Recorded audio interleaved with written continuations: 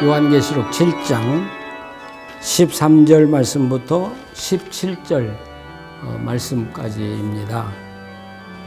제가 13절, 14절을 읽겠습니다. 장로 중에 하나가 응답하여 내게 이르되 이 흰옷 입은 자들이 누구며 또 어디서 왔느냐? 내가 가로되 내 주에 당신이 알리이다 하니 그가 나더러 이르되 이는 큰 환난에서 나오는 자들인데 어린 양의 피에 그 옷을 씻어 희게 하였느니라. 아멘. 이마에 하나님의 인을 맞고요. 종려나무 가지를 들고요. 개선장군이 돼서 나가는 사람들을 보면서 이 사도 요한이 놀랐죠. 그래서 보라 하고 소리쳤는데 장로 중 하나가 이들이 누구며 어디서 왔냐 하고 묻는 거죠. 여러분 오늘 13절에서 17절까지 읽어보면 앞에 내용이 다 나왔던 내용이에요. 이미 설명이 다 된 분들이에요. 근데 여기서 또 이들이 누구며 어디서 왔냐 하고 묻고 설명하는 내용을 보면 앞에 나오는 내용의 반복이다 이렇게 말할 수 있겠죠. 왜 앞에 진술한 모든 내용인데 다시 반복할까? 그런 생각이 들지 않아요? 이건 14만 4천에 속한 사람들 때문에 초대교회에서도 문제가 많이 일어날 수 있는 소지가 있기 때문에 그래서 이 14만이 누구고 14만에 속한 자는 어떤 자들이 속하는가를 여기 다시 한번 정리해서 자세하게 우리에게 전해주는 것이죠. 사실 우리 한국교회가 뭐 이민교회나 한국에 있는 교회나 마찬가지로 오랫동안 14만 4천 때문에 시달려 왔어요. 그리고 유혹에 넘어가서 재산을 탕전하고 가정이 파산되고 어려움을 당한 가정들이 얼마나 많았습니까? 뭐 대표적인 게 박태선의 신앙촌이죠. 신앙촌에 들어간 사람 14만 4천이 구원받는다고 그러니까 이 땅의 모든 것 직장이고 가정 다 버리고 들어갔잖아요. 결국 그들이 결과는 어떻게 됐습니까? 그래서 다시 한번 오늘 이 본문에서 차근차근하게 이 14만 4천에 속한 자들은 어떤 자들인가를 이야기하는 것이죠. 네, 여기 보면 첫째로 이들은 환난에서 나오는 자들이다. 이 환난에서 나온다는 이야기는 환난을 다 겪고 이겼다는 이야기가 전제가 됐죠. 이기고 승리자가 된 자들이라는 것이죠. 재미있는 것은요. 교회 역사를 보면 이단들에게서는 순교자가 한 사람도 나온 적이 없어요. 그렇지 않아요? 거짓을 위해서 자기 생명 던질 사람이 어디 있겠습니까? 순교자는 정통 교리와 신앙을 가지고 산 사람들 중에 나왔다는 이야기죠. 그러니까 이단자들은 절대로 환난 안 당해요. 자기들 다 피해가요. 그러나 하나님의 증인들은 피할 수 없어요. 항상 이 세상은 하나님이냐 세상이냐 둘 중에 하나 선택하라. 그렇지 않아요? 하나님이냐 내가 주장하는 이교냐 둘 중에 선택하라고 하잖아요. 우리는 선택할 수가 없어요. 그렇기 때문에 환난을 당할 수밖에 없어요.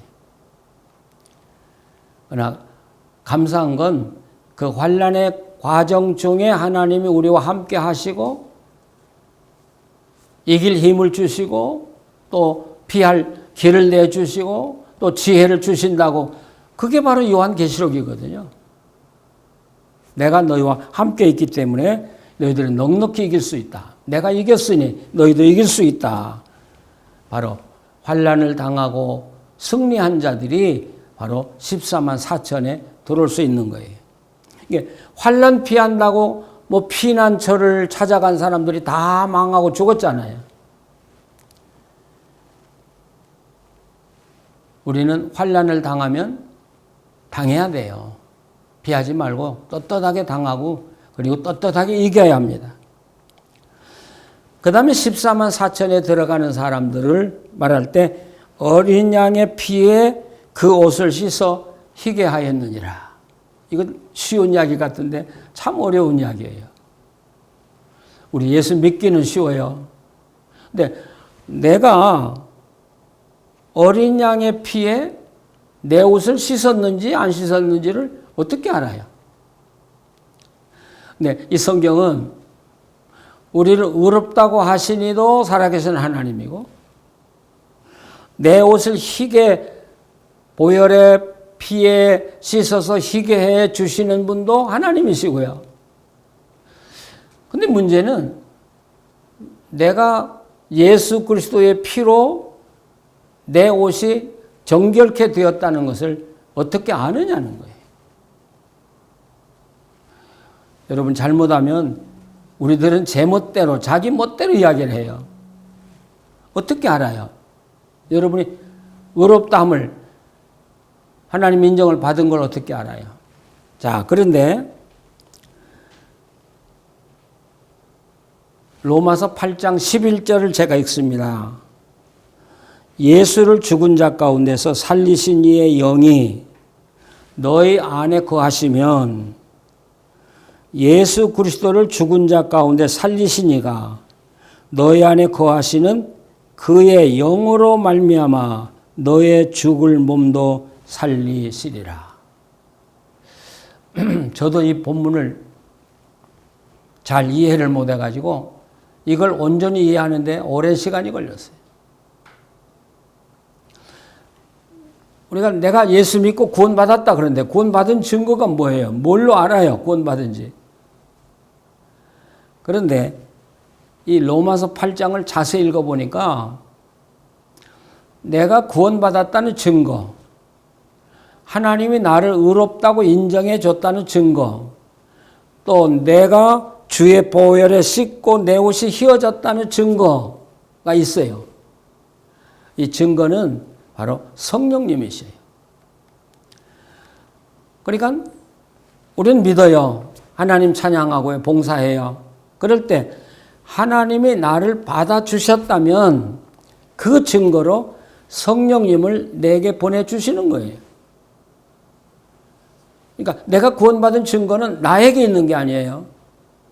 내 안에 오신 성령님이에요. 자, 보세요.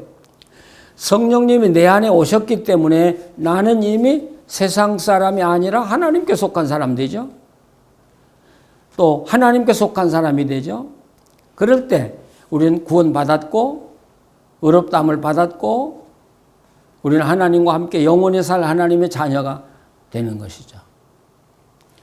그래서 우리가 전 시간에 그 하나님의 계획하시고 예수님이 그 하나님의 계획을 이루신다는 이야기 했죠. 네. 예수님이 이루시고 그걸 받아들이고 믿는 자에게 성령이 오셔서 그때부터 성령님이 우리를 하나님의 자녀로 살게 하고 예수님을 닮아가도록 평생 이끌어 가시는 것이죠. 자, 분명해졌어요. 내가 구원받았냐? 내 기분으로 이야기하지 마시고 내 안에 성령이 계시냐? 내가 성령과 함께 살고 있느냐?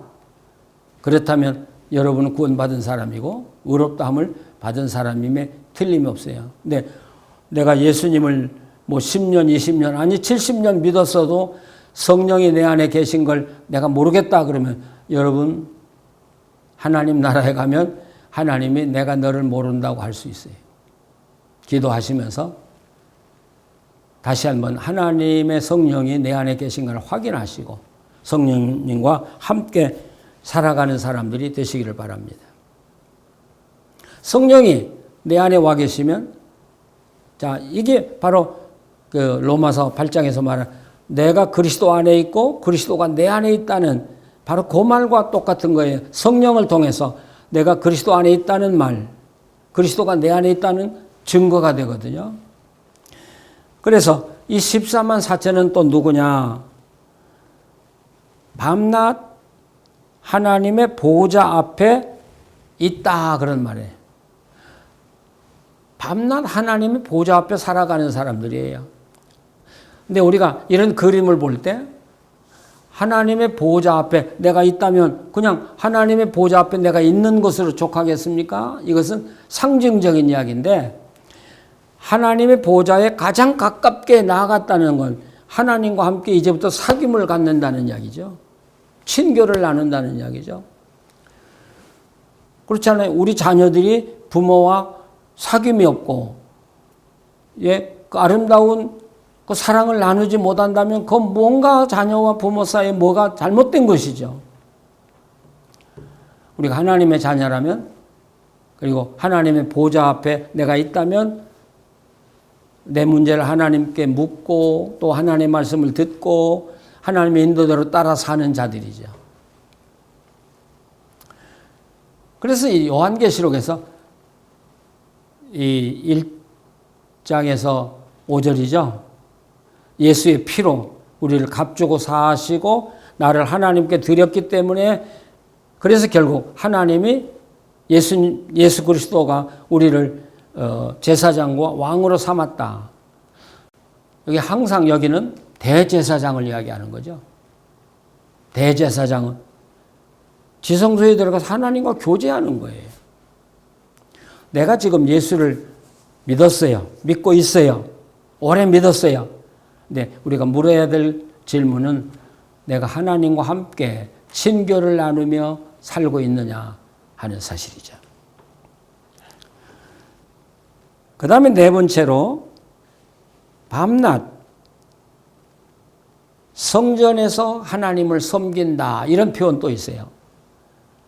근데 요한계시록에서 말하는 성전은 나우스라는 말을 쓰죠. 우리가 그 성소 잘 알고 있죠? 성막 안에가 있고 거기 들어가면 지성소가 있죠. 우리는 그렇게 둘로 나눠서 늘 성전이나 성막을 이해해 왔는데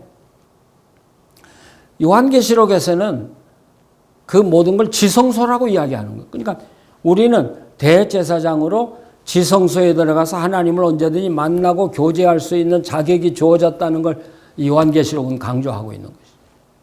그래서 밤낮 하나님의 성전에 이 말은 지성소에 이렇게 번역해도 됩니다. 지성소에서 하나님을 뵙고 하나님을 섬긴다. 원래 섬긴다는 말은 예배한다는 말이죠. 그래서 바울 사도는 우리의 전 삶이 예배라는 표현을 했죠. 교회만 가는 게 예배가 아니라 내가 직장에 나가는 거, 가정 살림하는 거, 또는 내가 사회생활하는 거 모든 게 예배가 되는 하나님 앞에서 드리는 예배. 그럴 때 우리는 하나님의 사람이라는 사실이죠. 여기서 우리가 꼭 한 가지 기억해야 할 것이 있습니다. 우리는 하나님의 보호자 앞에 있는 자들이고요. 지성소에서 늘 하나님을 만나고 있는 사람들이에요. 목사만 이야기하는 게 아니에요. 이 땅에 하나님을 믿고 의롭다함을 받은 하나님의 인을 맡은 모든 사람들은 다 지성소에서 하나님을 만나고 섬기고 교제하는 사람들이에요. 지금은 세상을 떠났습니다마는 유진 피터슨 목사가 늘 강조했던 말, 나는 평신도라는 말을 제일 싫어한다. 예, 저도 마찬가지예요. 우리 목회자들이 생각할 때 평신도 너희들은 우리 지배를 받아야 돼. 우리 지도를 받아야 돼. 그리고 우리한테 절대 복종해야 돼. 이런 의식이 많이 있잖아요. 네, 요한계시록에서는 아니 다른 성경도 마찬가지예요. 그런 개념을 찾아볼 수가 없어요. 목사도 대제사장이고 평신도라고 하는 사람들도 대제사장들이에요. 목사만 지성소에 들어가 있는 게 아니고 모든 평신도가 다 지성소에 들어가서 주님과 함께 살고 있는 사람들이. 그렇다면 목사와 평신도라고 하는 걸 나누는 것 자체가 신학적이지 못해요. 신앙적이지 못해요. 물론 그렇다고 해서 우리가 왕 같은 제사장이고 우리는 다 나라니까 우리 마음대로 한다. 그건 아니겠죠. 단지 이 목회자라는 건 하나님이 특별히 뽑아서 당신의 뜻을 전달하기 위해서 훈련된 사람들이기 때문에 우리가 그분들을 존경하고 또 그분들이 전하는 말을 잘 듣고 우리가 하나님의 마음을 읽고 따라 살도록 하려고 하는 것이지 그들의 지배 아래에 있다는 건 절대 아니잖아요. 근데 참 불행스러운 건 여러분 이단들이 교인들을 장악하는 게 뭐예요? 교인들을 노예화하는 거예요. 맹목적으로 따르게 하는 것이죠. 문맹을 만들어버리는 것이죠. 그래서 자기들 멋대로 다 장악하고 마음대로 할 수 있는 그걸 성공한 사람들은 이단 중에 성공한 사람이에요. 그런데 오늘 이 땅에 우리 목회자들 마음에도 그런 욕심과 그런 욕망이 다 있다는 사실이죠. 그렇지 않아요? 어떻게 하면 교인들을 좀 순진하게 만들고 내 말 잘 듣게 만들고 그래서 교회를 내 마음대로 한다면 얼마나 목회가 편하겠어요? 그러나 저는 그럴 때마다 아니 이 교인들이 누구의 사람인데 목사의 사람 아니잖아요. 하나님의 자녀잖아요.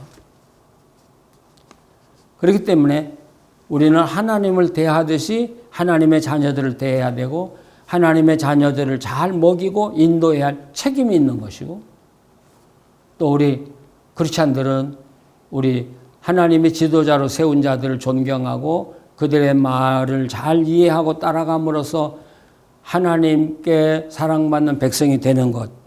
여러분 이게 중요한 것이잖아요.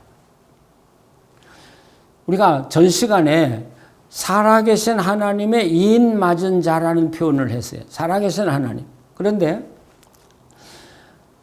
이 요한 사도가 요한계시록을 쓸 때 그때 지상에 신이 나타났죠. 그게 로마 황제였다고 이미 말한 바가 있습니다. 이 로마 황제는 자기가 신으로 모든 백성들 앞에 군림하기 위해서 대제사장이라는 제도를 두었습니다. 그러니까 사람들이 헷갈리는 거예요. 황제의 대제사장을 따라갈 거냐? 아니면 하나님의 제사장을 따라갈 거냐? 그래서 요한계시록에서 분명히 밝히는 거예요. 죽은 자의 제사장을 따라가지 마라. 살아계신 하나님의 세운 여러분 모두가 다 대제사장이다. 그래서 여러분들이 하나님을 만나고 하나님 말씀을 이해하고 하나님을 따라 사는 거지 누구의 종속되는 게 아니라는 거지. 자, 그래서 결론이 나와요. 결과는 15절 하반절에서 17절까지 나오죠.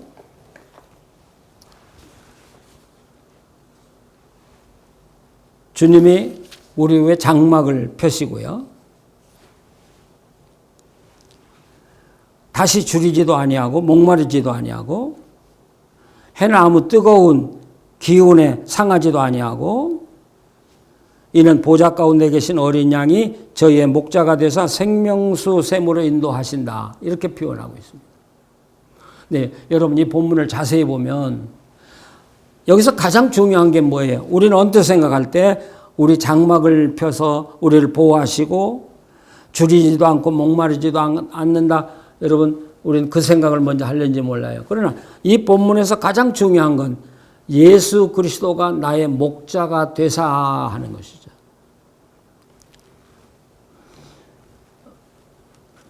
분명한 것은 우리가 이 지상에서 예수님을 목자로 삼고 예수님을 따라 산 사람은 하나님 나라에서도 예수님은 그분의 목자가 되실 거예요. 그리고 당신 여러분들을 하늘나라에 영원히 함께 살도록 허락해 주실 거예요. 이 땅에서 예수님을 목자로 모시고 따라 순종하며 살지 않은 사람들은 하나님 나라 가도 목자가 없을 거예요. 아니 그렇다면 하나님 나라 갈 수도 없겠죠. 우리가 신앙생활할 때 원리를 잃어버리고 항상 현상만 따라가다 보면 여러분 예수 그리스도를 잊어버릴 수가 있습니다. 중요한 것은 예수님이 내 목자시고 그분이 인도하는 대로 내가 따라 산다고 하는 게 이게 원리입니다.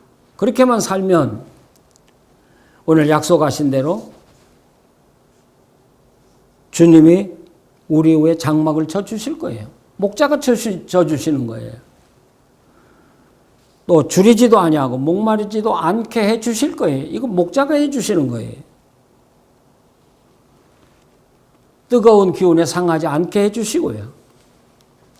특별히 이 목자께서 우리를 생명수 샘으로 인도하신다. 이 생명수 샘. 에덴 동산에서 아담과 하와가 타락했을 때 에덴 동산에서 쫓겨나죠. 뭘 잊어버려요? 생명나무의 열매를 잊어버려요. 그리고 생명수를 잊어버려요. 그래서 인간들은 방황하기 시작한 것이죠. 근데 드디어 예수님이 그 막혔던 생명수의 강을 우리에게 열어주시는 거예요. 에덴 동산의 문을 활짝 여시고 우리를 생명나무의 열매로 인도해 주시는 거예요. 그러니까 이 생명나무 열매를 먹는 사람은 영원히 살 거 아니겠습니까? 그리고 생명수를 마시는 사람 속에는 이 생명이 늘 넘쳐나는, 풍성하게 넘쳐나는 삶을 살게 되는 것이죠. 그래서 생명수 샘으로 너희를 인도해 주실 것이다. 그렇기 때문에 우리가 처음으로 돌아가서 14만 4천에 들어갈 자가 누구냐를 여기 성경은 강조하는 거예요. 오늘 우리 한국교회에서 일어난 이 혼란은 14만 4천에 속하는 자들이 누군가를 모르기 때문에 생기는 거예요. 교주를 따라가면 14만 4천에 속하고요. 또 어떤 교주들이 정한 지역에 들어가면 구원받는 백성이 되고, 성경에 그런 말 한마디도 없잖아요. 사람에 속해서 구원받고 사람에 속해서 14만 4천 되고요. 어느 지역에 들어가서 14만 4천이 된다는 말 성경에 없잖아요. 어린 양의 피로 씻음을 받고 보좌 앞에서 하나님과 교제하는 사람, 그리고 지성소에서 늘 하나님께 영광 돌리고 사는 사람, 그리고 예수 그리스도를 목자로 삼고 사는 사람들이 14만 4천에 속한 자들이라는 사실. 이제는 우리가 어떤 사람의 말에 현혹되어서 따라가서는 안 될 것이죠. 우리는 예수 그리스도만 바라보고요. 또 주님께만 영광 돌리고 주님만 섬기면서 사는 자들이 되어야 할 것입니다. 그런데 여기 조건이 하나 있어요. 사실 주님이 우리 목자 되셔서 인도하는 대로 따라간다. 말 참 쉬워요. 그러나 이게 참 어려운 이야기예요. 목자에게서 안 듣고 어떻게 그분이 나를 어디로 인도하는가를 어떻게 알겠습니까?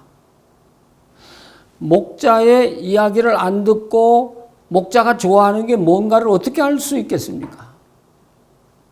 자, 그러면 결국 우리 목자이신 예수님을 따라서 살고 교제를 나누고 살려고 한다면 우리는 말씀으로 들어갈 수밖에 없습니다. 많은 분들이 예수 믿으면 됐지 뭐 공부까지 또 해야 하냐 그런 말 하는 사람 많았어요. 많이 들었어요. 아니요. 우리가 부부도 오래 살면 살수록 서로 알아가야 돼요. 알아가면 알아갈수록 부부가 행복해요. 평생 살았는데 자기 아내를 몰라요. 자기 남편을 몰라요. 이건 서로 사랑하는 게 아니죠. 그냥 한 집에서 살았을 뿐이죠. 오늘 이 땅에 많은 크리스찬들이 하나님을 믿는다고 하는데 하나님을 몰라요. 그분이 하는 말씀이 뭔가를 몰라요. 그분의 마음이 어떤가를 우리가 몰라요. 왜요? 말씀을 모르기 때문이에요. 이제는 우리 크리스찬들은 성경을 펴놓고요, 읽고요, 묵상하고 상고하면서 하나님 어떤 분인가를 알아가야 돼요. 그리고 그분이 뭘 좋아하는가를 알아가야 돼요. 그리고 그분이 나를 향해서 하는 말씀을 깊이 이해하고 그 말씀을 따라가야 돼요. 그럴 때 우리는 진정한 14만 4천인이 될 것입니다. 하나님 말씀 안에 푹 젖으시고요. 그리스도의 보혈에 푹 젖으시고요. 주님의 주시는 이 14만 4천의 영광은 하늘나라에 가서만 누리는 게 아니고 지금 예수 그리스도를 내 구주로 영접하고 말씀으로 살아가는 순간부터 14만 4천의 삶은 시작되는 것이죠. 그래서 오늘 요한계시록이 미래에 있을 14만 4천을 오늘 현재 우리 앞으로 다가왔잖아요. 그리고 우리에게 보여주잖아요. 네가 지금 여기 살고 있지만 너는 14만 4천 하늘에 속한 자로 살고 있고 하나님의 영광을 누리고 있지 않느냐를 우리에게 보여주고 있는 것이죠. 하나님의 나라가 지금 우리에게 와 있습니다. 하나님의 은혜와 영광이 우리 안에 와 있습니다. 우리는 그 안에 들어가 살고 있습니다. 주님과 함께 그 영광을 누리면서 이 땅의 모든 어려움, 힘들고 고통스러운 걸 이기면서 승리하는 자, 예수 그리스도의 이름으로 이기는 자가 되어서 사시기를 바랍니다. 기도하시겠습니다. 하나님, 감사합니다. 우리는 아무 자격이 없습니다. 내 주님께서 우리를 불러주셨고 믿게 해주셨고 그리고 성령님이 우리 안에 오셔서 우리 안에 거하심으로 우리를 하나님의 자녀라고 확증시켜 주신 것 감사합니다. 하나님, 매일 매순간 성령님을 통해서 하시는 말씀 듣게 해주시고 하나님이 기뻐하는 삶을 한 걸음 한 걸음 걸어가게 해 주시옵소서.